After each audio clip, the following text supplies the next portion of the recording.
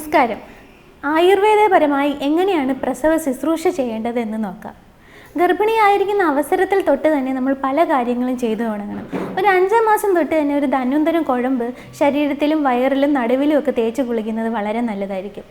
ഗർഭിണിയായിരിക്കുന്ന അവസരത്തിൽ ഉണ്ടാകുന്ന stretch mark, നടുവേദന, കാലിലേക്കൊക്കെ ഉണ്ടാകുന്ന വേദന ഇവയൊക്കെ മാറ്റാനായിട്ട് ഒരു 5-ാം മാസം തൊട്ട് തന്നെ ഒരു ധന്വന്തരം കുഴമ്പ് തേച്ച് കുളിക്കുകയാണെങ്കിൽ വളരെ നല്ലതായിരിക്കും.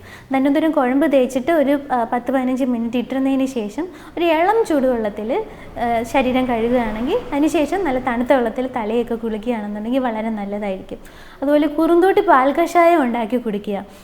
കുറുന്തോട്ടിയുടെ വേര് നമ്മൾ അങ്ങാടിക്കടയിൽ നിന്ന് മറ്റും വാങ്ങിക്കുകയോ അല്ലെങ്കിൽ നമ്മുടെ നാട്ടിൻപുറത്തൊക്കെ ഉണ്ടെന്നുണ്ടെങ്കിൽ അവ സമൂലമായിട്ട് കുറുന്തോട്ടി എടുക്കുകയോ അല്ലെങ്കിൽ വേരെടുക്കുകയൊക്കെ ചെയ്തിട്ട് അത് ഒരു പിടി കുറുന്തോട്ടി വേരെടുക്കുക. അത് ഇട്ടതിന് ശേഷം ഒരു 1/2 ഗ്ലാസ് പാലും ഒരു 2 ഗ്ലാസ് വെള്ളവും കൂടി ഒഴിച്ചതിന് ശേഷം നന്നായിട്ട് തിളപ്പിക്കുക. അതിനുശേഷം ഒരു 1/2 ഗ്ലാസ്സായിട്ട് വറ്റിച്ചെടുക്കുക. ഇത് ദിവസവും കഴിക്കുക. അതൊരു 5-ാം മാസം തൊട്ട് അല്ലെങ്കിൽ ഒരു 3-ാം മാസമൊക്കെ തൊട്ട് തന്നെ ഈ കുറുന്തോട്ടി കഷായം കഴിച്ചു തുടങ്ങുന്ന സ്ത്രീകളിൽ നോർമൽ ഡെലിവറി ആയിരിക്കുമ്പോൾ പെയിനൊക്കെ നന്നായിട്ട് കുറയുന്നു. അതുപോലെ നന്നായിട്ട് നോർമൽ ഡെലിവറി നടക്കുവാനും നടുവേദന കുറയ്ക്കുവാനും ഗർഭിണിയായിരിക്കുന്ന അവസരത്തിലുണ്ടാകുന്ന ഗ്യാസിൻ്റെ പ്രശ്നങ്ങൾ, തളർച്ച ഇവയൊക്കെ മാറ്റാനായിട്ടൊക്കെ വളരെ നല്ലതാണ്. അതിനാൽ ഗർഭപരിരക്ഷ എന്ന് പറയുമ്പോൾ, ശരീര പരിരക്ഷ എന്ന് പറയുമ്പോൾ അത് ഗർഭിണിയായിരിക്കുന്ന അവസരത്തിൽ തൊട്ട് തന്നെ നമ്മൾ സ്റ്റാർട്ട് ചെയ്യണം. ഒരുപാട് നേരം നിൽക്കുക, ഒരുപാട് നേരം ഇരിക്കുക ഇവയൊന്നും തന്നെ ഗർഭിണിയായിരിക്കുന്ന അവസരത്തിൽ നല്ലതല്ല. അതിനാൽ ആവശ്യത്തിനുള്ള വിശ്രമവും ആവശ്യത്തിനുള്ള ആഹാരമൊക്കെ കഴിച്ചതിന് ശേഷം എപ്പോഴും നല്ല സമാധാനവും സന്തോഷത്തുമായിട്ടിരിക്കുക. അതിനുശേഷം ഡെലിവറിക്ക് ശേഷമുള്ള പ്രസവ ശുശ്രൂഷ എങ്ങനെയാണ് ചെയ്യേണ്ടതെന്ന് നോക്കാം. നമ്മൾ സൂതിക കാലം എന്നാണ് ആയുർവേദത്തിൽ പ്രസവരക്ഷയെ പറയുന്നത്. ആ സൂതിക കാലം എന്ന് പറയുന്നത് പ്രസവം കഴിഞ്ഞതിന് ശേഷമുള്ള ആദ്യത്തെ 45 ദിവസമാണ്. അതായത് ഒരു 1.5 മാസം. ഒരു 3 മാസം വരെയും സ്ത്രീകൾക്ക് നല്ല വിശ്രമം ആവശ്യമാണ്. പിന്നീട് നടുവേദന വരിക, യൂട്രസിന് എന്തെങ്കിലും പ്രശ്നങ്ങൾ വരിക, യൂട്രസ് താഴോട്ട് തള്ളുക, സ്ഥിരമായിട്ട് വരുന്ന നടുവേദനയുടെ പ്രശ്നങ്ങൾ, മുട്ടുവേദന, ശരീരത്തിന് വരുന്ന പലതരം കോട്ടങ്ങൾ ഇവയെല്ലാം തന്നെ നന്നായിട്ടൊരു പ്രസവരക്ഷ എടുക്കാത്ത സ്ത്രീകളിലാണ് കൂടുതലായിട്ട് കണ്ടുവരുന്നത്. അതുകൊണ്ട് തന്നെ നമ്മൾ പ്രസവരക്ഷ നന്നായിട്ട് ചെയ്യുകയാണെന്നുണ്ടെങ്കിൽ ജീവിതകാലം ഉടനീളം, അതുപോലെ തന്നെ ആദ്യത്തെ ഡെലിവറി സമയത്തൊക്കെ നന്നായിട്ട് പ്രസവരക്ഷ എടുത്തിട്ടുള്ള സ്ത്രീകളിൽ 2ാമത്തെ ഡെലിവറി സമയത്ത് നടുവേദനയുടെ പ്രശ്നങ്ങൾ ഉണ്ടാകുക അവയൊക്കെ തന്നെ നമുക്ക് ഒഴിവാക്കാൻ പറ്റും. അതിനാൽ നമ്മൾ എന്തിനു വേണ്ടിയാണ് പ്രസവരക്ഷ എടുക്കേണ്ടി വരുന്നതെന്ന് നോക്കുക. ഈ നമ്മൾ 9 മാസക്കാലം നമ്മൾ കുട്ടിയെ വയറ്റിലിട്ട് നടക്കുമ്പോൾ ഒരുപാട് ശരീരത്തിന് കോട്ടങ്ങൾ വരുന്നു, നടുവിന് ഒരുപാട് ആയാസങ്ങൾ വരുന്നു, മസിൽസിന് വേദന വരുന്നു, സൗന്ദര്യ പ്രശ്നങ്ങളായിട്ടുള്ള കഴുത്തിലും മുഖത്തിലും ഒക്കെ നിറവ്യത്യാസങ്ങൾ വരുന്നു, സ്ട്രെച്ച് മാർക്ക് വരുന്നു. ഇവയൊക്കെ തന്നെ നമുക്ക് മാറ്റിയെടുക്കണം. ശരീരത്തിൽ വന്നിട്ടുള്ള ആ കോട്ടങ്ങൾ മാറ്റണം, ശരീരവേദന മാറ്റണം. യൂട്രസ് എന്ന് പറയുമ്പോൾ അത് എക്സ്പാൻഡ് ചെയ്തിട്ടായിരിക്കും ഇരിക്കുന്നത്. അത് ചുരുങ്ങി പഴയ നിലയിലാക്കണം. ഡൈജഷനൊക്കെ നമുക്ക് കറക്റ്റ് ചെയ്യണം. വിഷമങ്ങളൊക്കെ ഒഴിവാക്കണം. നന്നായിട്ട് ബ്രസ്റ്റ് മിൽക്ക് ഉണ്ടാവണം. നന്നായിട്ട് ഉറക്കം കിട്ടണം. ഇവയൊക്കെ ശരിയാക്കി എടുക്കാൻ വേണ്ടിയിട്ടാണ് പ്രസവരക്ഷ ചെയ്യുന്നത്. സാധാരണഗതിയിലാണെങ്കിൽ നോർമൽ ഡെലിവറി ഒക്കെ ആണെന്നുണ്ടെങ്കിൽ ഒരു 7 ദിവസം കഴിയുമ്പോൾ തൊട്ട് തന്നെ നമുക്ക് ഈ പ്രസവരക്ഷയൊക്കെ ചെയ്തു തുടങ്ങാം. സിസേറിയനിലായാലും ശരി ആദ്യത്തെ ഒരു 10 ദിവസമൊക്കെ കഴിയുമ്പോൾ തൊട്ട് എല്ലാം കഴിച്ചു തുടങ്ങാം. സാധാരണയായിട്ട് സിസേറിയനിൽ ആദ്യത്തെ കുറേ ദിവസമൊക്കെ ആൻറ്റിബയോട്ടിക് അങ്ങനത്തെ മരുന്നുകളൊക്കെ കാണും. അതുകൊണ്ട് ഒരു 7 ദിവസമോ അല്ലെങ്കിൽ ഒരു 10 ദിവസമൊക്കെ ആകുമ്പോൾ തൊട്ട് നമുക്ക് ആയുർവേദപരമായിട്ടുള്ള മരുന്നുകളൊക്കെ കഴിച്ചു തുടങ്ങാം.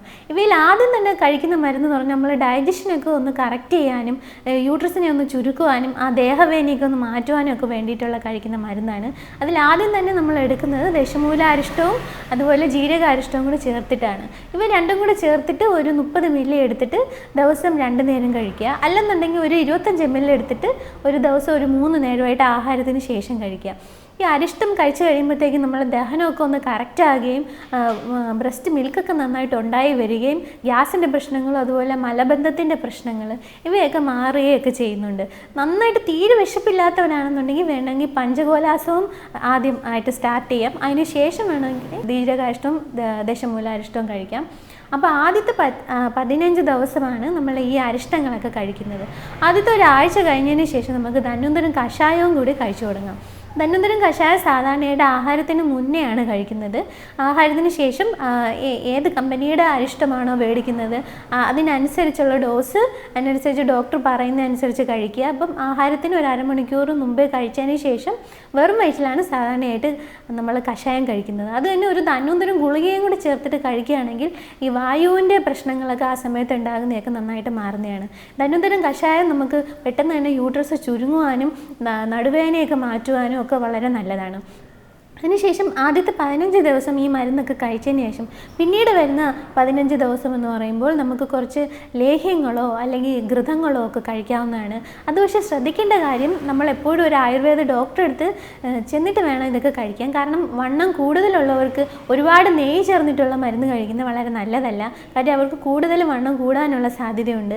അതുപോലെ വണ്ണം കുറഞ്ഞിട്ടിരിക്കുന്നവർക്ക് കുറച്ച് നെയ്യൊക്കെ നല്ലതായിട്ട് ഉണ്ടാവുന്ന മരുന്നൊക്കെ കഴിക്കുന്നതായിരിക്കും നല്ലത്. അതുകൊണ്ട് ഒരു ഡോക്ടറെ അടുത്ത് ചെന്നതിന് ശേഷം നമ്മുടെ ശരീരപ്രകൃതിയും അതുപോലെ നമ്മുടെ എന്തെങ്കിലും ആരോഗ്യ വ്യത്യാസങ്ങൾ, അത് ഇപ്പോൾ ഡയബറ്റീസ് ഒക്കെ ഉള്ളവരാണെങ്കിൽ അങ്ങനെ അതിനനുസരിച്ചുള്ള രീതിയിലുള്ള മരുന്നുകൾ അതിനനുസരിച്ചുള്ള രീതിയിൽ നോക്കിയിട്ട് ഡോക്ടർ ഏതാണെന്ന് വെച്ച് കഴിഞ്ഞാൽ വല്ല നെയ്യോ ഘൃതമോ ഒക്കെ പറഞ്ഞു തരുന്നതായിരിക്കും.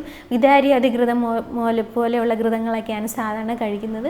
ഇവ കഴിക്കുകയാണെന്നുണ്ടെങ്കിൽ ശരീരത്തിൽ ആ സമയത്ത് വന്നിട്ടുള്ള മുഴുവനായിട്ടുള്ള ഒരു കേടുപാടുകൾ മാറുന്നതായിരിക്കും. നല്ല പുഷ്ടി ഉണ്ടാകുന്നു, നന്നായിട്ട് ബ്രസ്റ്റ് മിൽക്ക് നന്നായിട്ട് ഉണ്ടാകുന്നു, ശേഷിച്ച കാലത്ത് നന്നായിട്ട് ആരോഗ്യത്തോടു കൂടി ഇരിക്കാൻ പറ്റുന്നു. നാട്ടുമ്പുറത്ത് തന്നെ ഇപ്പോഴും സ്ത്രീകൾ ഡോക്ടറെ അടുത്ത് പോവാതെ തന്നെ കഴിക്കുന്ന ഒരു മരുന്നാണ് കുറിഞ്ഞുകുഴമ്പെന്ന് പറയുന്നത്.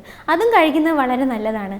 ആദ്യത്തെ ഒരു 10 ദിവസത്തിന് ശേഷം ഈ കുറിഞ്ഞുകുഴമ്പ് വേണമെന്നുണ്ടെങ്കിൽ 1 സ്പൂൺ വെച്ച് രാവിലെ ഒരു 10 മണിക്കും വൈകുന്നേരം ഒരു 5 മണിക്കും കഴിക്കാവുന്നതാണ്.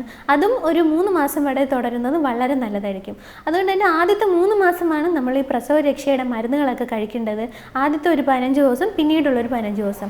ഈ മരുന്നുകളൊക്കെ എടുക്കുകയാണെന്നുണ്ടെങ്കിൽ മരുന്നൊക്കെ എടുക്കാത്തവരെ അപേക്ഷിച്ച് നന്നായിട്ട് നടുവേദനയും അതുപോലെ യൂറിനറി ഇൻഫെക്ഷൻ, മലബന്ധം ഇവയെല്ലാം മാറുന്നതായിട്ട് കണ്ടിട്ടുണ്ട്. പിന്നീട് പറയുകയാണെങ്കിൽ നമ്മൾ എക്സ്റ്റേണൽ ആയിട്ട് ചെയ്യുന്ന ട്രീറ്റ്മെൻറ്റ്സ് ആണ്. അതിൽ പ്രധാനപ്പെട്ട ഒന്നാണ് എണ്ണ തേച്ച് കുളി എന്ന് പറയുന്നത്. അതായത് അഭ്യംഗം, എണ്ണ തേച്ചിട്ട് ശരീരം നന്നായിട്ട് മസാജ് ചെയ്തിട്ടുള്ള കുളി. എല്ലാവർക്കും പേടിയാണ് ഈ എണ്ണ തേച്ച് കുളിയും ഈ വേദിട്ട് കുളിയൊക്കെ ചെയ്ത് കഴിഞ്ഞാൽ ഇനി ഈ മുറിവൊക്കെ പഴുക്കാനുള്ള സാധ്യത ഉണ്ടോ എന്നൊക്കെ ഉള്ളത്. എന്നാൽ യാതൊരു പേടിയുടെ ആവശ്യമില്ല. കാര്യം വേദിട്ട് കുളി എന്ന് പറയുമ്പോൾ അതിനകത്ത് ഇടുന്ന നാൽപ്പാമരാതി പട്ടയും അതൊക്കെ ആണെങ്കിൽ ഒരു ആൻറ്റിസെപ്റ്റിക് ആയിട്ടുള്ള ഒരു ആക്ഷൻ ഉള്ളതാണ്. അതുകൊണ്ട് തന്നെ നല്ല ചൂടോടുകൂടി അത് ഉപയോഗിക്കുമ്പോൾ പെട്ടെന്ന് തന്നെ ഈ മുറിവൊക്കെ ഉണങ്ങാനാണ് സാധ്യത ഉള്ളത്. അതുപോലെ തന്നെ നടുവേദനയൊക്കെ നന്നായിട്ട് കുറയുന്നു. ഈ എണ്ണ തേച്ചപ്പം വയറിലിപ്പം സ്റ്റിച്ചൊക്കെ ഉള്ളവരാണെങ്കിലും അതുപോലെ എപ്പിസിഡമിയുടെ സ്റ്റിച്ചൊക്കെ ഉള്ളവരാണെങ്കിലും അതൊന്നും പഴുക്കൊന്നും പേടിക്കേ വേണ്ട. ഒരു ഡോക്ടറുടെ ഉപദേശത്തോടുകൂടി ഒരു 10 ദിവസത്തിന് ശേഷമോ അല്ലെങ്കിൽ അവരുടെ ശരീരസ്ഥിതി അനുസരിച്ച് ഇപ്പം സ്റ്റിച്ചൊക്കെ എങ്ങനെ ഉണങ്ങി എന്നൊക്കെ ഡോക്ടർ നോക്കിയിട്ട് എത്ര ദിവസം തൊട്ട് എക്സ്റ്റേണൽ ആയിട്ടുള്ള ട്രീറ്റ്മെൻറ്റ്സ് ഒക്കെ ചെയ്തു തുടങ്ങാമെന്ന് ഡോക്ടർ പറയും. അതിനനുസരിച്ച് ധന്വന്തരം കുഴമ്പോ അല്ലെങ്കിൽ പിണ്ടതൈലമോ ഒക്കെ ഉപയോഗിച്ചിട്ട് ശരീരത്തിൽ നന്നായിട്ടൊരു 10-20 മിനിറ്റ് മസാജ് ചെയ്യാം. അതുപോലെ തന്നെ ആ സമയത്ത് കസ്തൂരി മഞ്ഞൾ തേച്ച് കുളിക്കുന്നത് വളരെ നല്ലതാണ്. കസ്തൂരി മഞ്ഞൾ തേക്കുകയാണെങ്കിൽ കൂടുതലായിട്ടും ആ സമയത്തുണ്ടായിട്ടുള്ള കഴുത്തിന് ചുറ്റുമുള്ള കറുപ്പ്, മുഖത്തുണ്ടാകുന്ന കറുപ്പ് ഇവയൊക്കെ മാറുവാനായിട്ട് വളരെ നല്ലതാണ്. എന്നാൽ നേരത്തെ പറഞ്ഞിട്ടുള്ള കൊഴുമ്പും ഈ കസ്തൂരി മഞ്ഞളും ഒക്കെ തേച്ചതിന് ശേഷം വേദിട്ട് കുളി നടത്തുക. വേദിട്ടെന്ന് പറയുമ്പോൾ നമ്മളുടെ നമുക്ക് അങ്ങാടി കടയിലൊക്കെ തന്നെ വാങ്ങിക്കാൻ കിട്ടുന്നതാണ് വേദുപൊടി. അതല്ലെങ്കിൽ നാൽപ്പാമരാതി പട്ടയായിട്ട് തന്നെ വാങ്ങിക്കാൻ കിട്ടും. ഇവ ഇട്ടിട്ട് തിളപ്പിച്ച് നല്ല ചൂടോടുകൂടി കുളിക്കുന്ന അതാണ് വേദിട്ട് കുളി എന്ന് പറയുന്നത്. അപ്പം അത് നല്ല ശാസ്ത്രീയമായി തന്നെ അതൊക്കെ പഠിച്ചിട്ടുള്ള ആരെങ്കിലും വിളിച്ചിട്ട് ചെയ്യിക്കുന്നതായിരിക്കും നല്ലത്. അപ്പോൾ അവരതിനനുസരിച്ചുള്ള അഭ്യംഗം എന്ന് പറയുന്ന എണ്ണ തേച്ച് കുളി നടത്തുകയും വേദിട്ട് കുളി നടത്തുകയൊക്കെ ചെയ്യുമ്പോഴത്തേക്കിനും പിന്നീട് അങ്ങോട്ട് നടുവേദനയൊക്കെ പൂർണ്ണമായിട്ട് തന്നെ മാറുന്നതായിട്ട് കണ്ടിട്ടുണ്ട്. മിക്ക ഗർഭിണി ആയിരിക്കുന്ന അവസരത്തിൽ ഭയങ്കര നടുവേദനയാണ്. ഈ വേദിട്ട് കുളിയിലാണ് യഥാർത്ഥത്തിൽ ആ നടുവേദനയൊക്കെ കുറയുന്നതായിട്ട് കണ്ടിട്ടുള്ളത്. അതുപോലെ തന്നെ കുട്ടിയെ കുളിപ്പിക്കുമ്പോഴും നല്ല ആയുർവേദപരമായിട്ടുള്ള രീതിയിലുള്ള എണ്ണകളൊക്കെ തന്നെ എടുക്കാനായിട്ട് ശ്രദ്ധിക്കുക. അതിനുവേണ്ടി നാൽപ്പാമരാതി തൈലമോ അല്ലെങ്കിൽ ഗോപാത്മജാതി കേരമോ ഇവയൊക്കെ എടുത്തിട്ട് കുട്ടിയുടെ ദേഹത്തൊക്കെ നല്ല തേച്ച് നന്നായിട്ട് മസാജ് ചെയ്യുക. തലയിൽ തേക്കാനായിട്ട് ഉരുക്ക് വെളിച്ചെണ്ണയോ അല്ലെങ്കിൽ ആക്ഷാദി കേരവോ അങ്ങനെ എന്തെങ്കിലുമൊക്കെ എടുത്തിട്ട് കുട്ടീനെയും നന്നായിട്ട് തേച്ച് കുളിപ്പിക്കുക.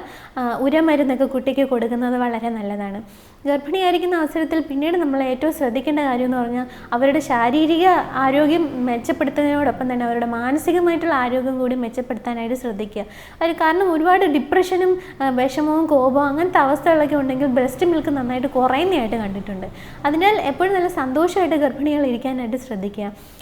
ഗർഭിണിയായിരിക്കുന്ന അവസരത്തിൽ ചില മൂഡ് വ്യതിയാനങ്ങളൊക്കെ വരാറുണ്ട്. പ്രത്യേകിച്ച് പ്രസവശേഷം മിക്കവരിലും ഒരു ഡിപ്രഷൻ കാണാറുണ്ട്. ഇപ്പോൾ പ്രത്യേകിച്ച് ആദ്യത്തെ അവസ്ഥയിലുണ്ടാകുന്ന ഒരു ഡിപ്രഷൻ നമ്മൾ ബേബി ബ്ലൂസ് എന്നാണ് പറയുന്നത്. ചെറിയ രീതിയിലുള്ള വിഷമങ്ങൾ, ഇപ്പം കുട്ടീനെ നോക്കാൻ തന്നെ ഒരു സന്തോഷമില്ലാത്ത പോലെ എപ്പോഴും കരഞ്ഞുകൊണ്ടിരിക്കുക, ചെറിയ കാര്യത്തിൽ തന്നെ ഭയങ്കര സങ്കടം വരിക, അത് മിക്കവരും നമ്മൾ ഇഗ്നോർ ചെയ്യുന്നൊരു കാര്യമാണ്.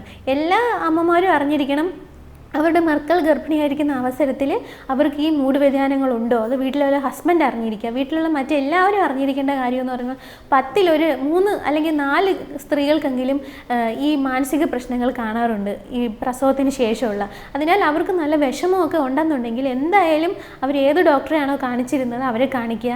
പ്രത്യേകിച്ച് അവർക്ക് എപ്പോഴും കരഞ്ഞുകൊണ്ടിരിക്കുക, സന്ധ്യയാകുമ്പോൾ തന്നെ ഭയങ്കര വിഷമം വരുന്നതായിട്ടൊക്കെ പറയുക. ഇങ്ങനെയൊക്കെ പറയുകയാണെന്നുണ്ടെങ്കിൽ എന്തായാലും അത് നന്നായിട്ട് ശ്രദ്ധിക്കണം. പിന്നീട് പ്രസവത്തിന് ശേഷം ഏറ്റവും ശ്രദ്ധിക്കേണ്ട കാര്യം എന്ന് പറഞ്ഞാൽ ബ്രസ്റ്റ് മിൽക്ക് നന്നായിട്ട് ഉണ്ടാകുക എന്നുള്ളതാണ്. അതിനു വേണ്ടി എന്തൊക്കെ ആഹാരങ്ങളാണ് കഴിക്കേണ്ടതെന്ന് നോക്കുക. പ്രധാനമായിട്ട് നന്നായിട്ട് വെള്ളം കുടിക്കുക. എത്ര വെള്ളം കുടിക്കുന്നോ അത്രയും നന്നായിട്ട് ബ്രസ്റ്റ് മിൽക്ക് ഉണ്ടാകുന്നു. ഒരു ദിവസം ഒരു 2 ഗ്ലാസ് പാലെങ്കിലും കുടിക്കുക. പ്രത്യേകിച്ച് ഓട്സ് കാച്ചി കുടിക്കുക. ഓട്സ് കുടിക്കുകയാണെങ്കിൽ നന്നായിട്ട് പാല് കൂടുന്നതായിട്ട് കണ്ടിട്ടുണ്ട്. ക്യാരറ്റ് ജ്യൂസ്, അതുപോലെ ബീട്രൂട്ട് ജ്യൂസൊക്കെ കഴിക്കുക. പയർ മുളപ്പിച്ച് കഴിക്കുക. ഇലക്കറികൾ കഴിക്കുക. ഇലക്കറികൾ എന്ന് പറയുമ്പോൾ പ്രത്യേകിച്ച് മുരിങ്ങയിലേക്ക് നല്ല തേങ്ങാപ്പാലൊക്കെ ചേർന്ന കഞ്ഞിയിലൊക്കെ ചേർത്തിട്ട് കഴിക്കുകയാണെങ്കിൽ വളരെ നല്ലതാണ്. അതുപോലെ ഉലുവ വെള്ളത്തിലിട്ട് വെച്ചിരുന്നിട്ട് പിറ്റേന്ന് അത് അരച്ച് കാച്ചി കഴിക്കുക. ഇതൊക്കെ അതുപോലെ പയറുവർഗ്ഗങ്ങൾ പോലെ തന്നെ കടലയും മീനും മുട്ടയുടെ വെള്ള ഇവയൊക്കെ കഴിക്കുന്നതും വളരെ നല്ലതാണ്. അതുപോലെ വെളുത്തുള്ളി ഒരു 3 വെളുത്തുള്ളിയൊക്കെ ചതച്ചിട്ടിട്ട് ആ പാല് രാത്രി കാച്ചി കുടിക്കുകയാണെങ്കിൽ വളരെ നല്ലതാണ്. അതുപോലെ ശതാവരിയുടെ പൊടി ഒരു 2 ടീസ്പൂൺ എടുത്തിട്ട് അത് പാലിൽ കലക്കി കുടിക്കുകയോ അല്ലെങ്കിൽ ശതാവരി ചതച്ചിട്ട പാല് കാച്ചി കുടിക്കുകയോ ഒക്കെ ചെയ്യുന്നത് നല്ലതാണ്. ഇലക്കറികളെല്ലാം കഴിക്കുന്നതിനോടൊപ്പം തന്നെ ഫ്രൂട്ട്സും ഒക്കെ നന്നായിട്ട് കഴിക്കുക. എപ്പോഴും നല്ല സന്തോഷമായിട്ടിരിക്കാനും ശ്രദ്ധിക്കണം. കാര്യം കൂടുതൽ എന്തെങ്കിലും ഉറക്കക്കുറവോ അല്ലെങ്കിൽ അങ്ങനത്തെ എന്ത് പ്രശ്നം വന്നാലും അതെല്ലാം ബ്രസ്റ്റ് മിൽക്കിൻ്റെ പ്രൊഡക്ഷനെയാണ് അഫക്റ്റ് ചെയ്യുന്നത്. അതിനാൽ പ്രസവശേഷം യൂറിനറി ഇൻഫെക്ഷൻ തടയാനും നന്നായിട്ട് ശ്രദ്ധിക്കണം. കാര്യം പണ്ട് തൊട്ടേ എല്ലാവരും പറയുന്ന ഒരു കാര്യം എന്ന് പറഞ്ഞാൽ പ്രസവത്തിന് ശേഷം വെള്ളം കുടിക്കാൻ പാടില്ല. അങ്ങനെ ഒരു അനാചാരം തന്നെ എല്ലാവരുടെ ഇടയിൽ നിലനിൽക്കുന്നുണ്ട്. അങ്ങനെ ഒരിക്കലും ചെയ്യാൻ പാടില്ല. ഒരു 3 ലിറ്റർ വെള്ളമെങ്കിലും ഗർഭിണികൾ പ്രസവത്തിന് ശേഷം കുടിച്ചിരിക്കണം. അങ്ങനെയാണെങ്കിൽ അവർക്ക് യൂറിനറി ഇൻഫെക്ഷൻ തടയാൻ പറ്റുന്നതായിരിക്കും. മലബന്ധമൊക്കെ ഉണ്ടെന്നുണ്ടെങ്കിൽ അവയൊക്കെ മാറ്റാൻ പറ്റുന്നതായിരിക്കും. അതുപോലെ ഉലുവ, ജീരകം, മഞ്ഞൾ ഇവയൊക്കെ അരിയും നെയ്യൊക്കെ ചേർത്ത് കാച്ചി കുടിക്കുന്നത് നല്ലതാണ്. അതുപോലെ വേലിപ്പരുത്തി, എശങ്കല, കിളിമരത്തിൻ്റെ ഇല, കരിനെച്ചി, നെയ്വള്ളി ഇവയൊക്കെ ഇങ്ങനെ അരിയും നെയ്യൊക്കെ ചേർത്തിട്ട് കാച്ചി കുടിക്കുന്നതും വളരെ നല്ലതാണ്. അവയൊക്കെ നമുക്ക് ആ സമയത്തുണ്ടാകുന്ന ശരീരത്തിൻ്റെ വേദനകൾ അയറ്റുവാനും ബ്രസ്റ്റ് മിൽക്ക് നന്നായിട്ട് ഉണ്ടാവാനും ഒക്കെ വളരെ നല്ലതാണ്. എപ്പോഴും ഒരു ആയുർവേദ ഡോക്ടറുടെ അടുത്ത് ചെന്നിട്ട് അവരുടെ ശരീരത്തിനനുസരിച്ചുള്ള രീതിയിലുള്ള മരുന്നുകളും ചികിത്സയൊക്കെ ചോദിച്ച് വാങ്ങുക. ആയുർവേദ രീതിയിലുള്ള പ്രസവ രക്ഷ ചെയ്യുകയാണെങ്കിൽ ജീവിതത്തിലുടനീളം അവർക്ക് ശാരീരിക അസ്വാസ്ഥ്യങ്ങളൊന്നും തന്നെ ഇല്ലാതെ ഇരിക്കാൻ പറ്റും. അതിനാൽ ഗർഭിണിയായിരിക്കുന്ന അവസരത്തിൽ തന്നെ ഈ ആയുർവേദ രീതിയിലുള്ള ട്രീറ്റ്മെൻറ്റ്സ് ഒക്കെ ചെയ്തുകൊണ്ട് തന്നെ മുന്നോട്ട് പോവുക.